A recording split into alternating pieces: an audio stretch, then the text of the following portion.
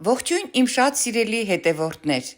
այսօր ես ձեզ համար բերել եմ ջավախքի աղի գաթայի պատրաստման եղանակը և չափաբաժինը,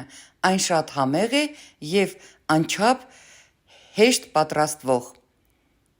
Պատրաստելու համար մաղած ալյուրին ավելացնում եմ աղ, մանրացրած կարագ և ձեռքով մի լավ տրորում եմ։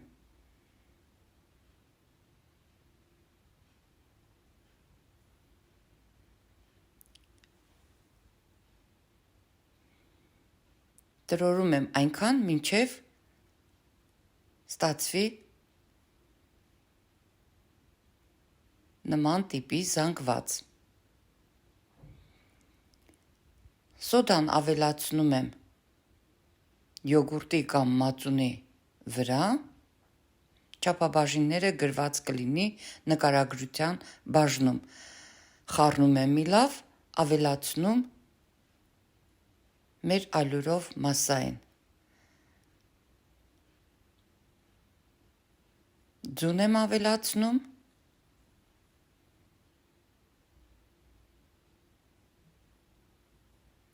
և ձեռքով մի փոքր խառնելուց հետո լավ հունցում եմ 7-ից 10 րոպե։ Հունցելու ժամանակ հարկ եղած դեպքում մի փոքր ալյուր եմ ավելացնում, որպեսզի արդյունքում ստացվի ձեռքերին չկպչող փափուկ խմոր։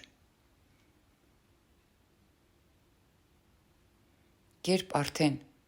համոզված ենք, որ մեր խմորը արդեն պատրաստ է, չի կպչում, խմորը ձևավորում ենք, գնդի տեսք ենք տալիս, թողնում նույն թասի մեջ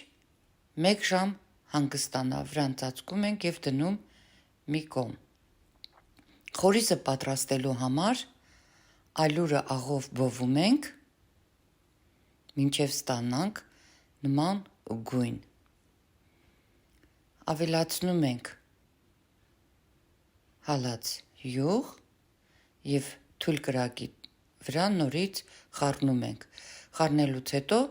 դնում ենք մի կողմ հովանա։ Մեր խմորը արդեն հանգստացել է,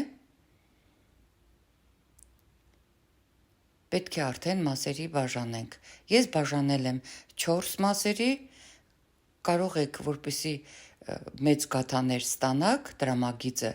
ավելի մեծ, կարող եք 2 մասի բաժանել։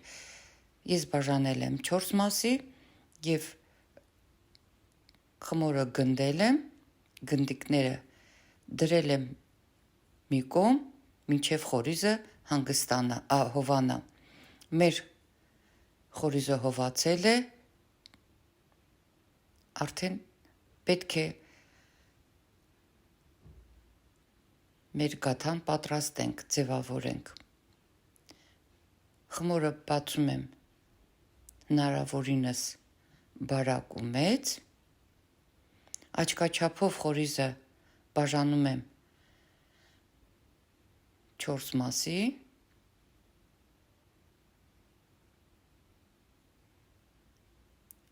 ռուլետի նման փաթաթում եմ։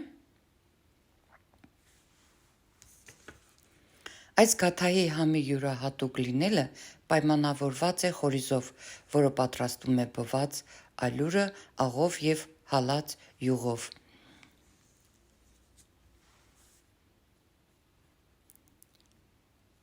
Փաթաթելուց հետո հավաքում ենք խխունջի տեսք ենք տալիս մեր խմորին, մեր ռուլետին, ձեռքով մի փոքր տափակեցնում ենք, հետո գրտնակի օգնությամբ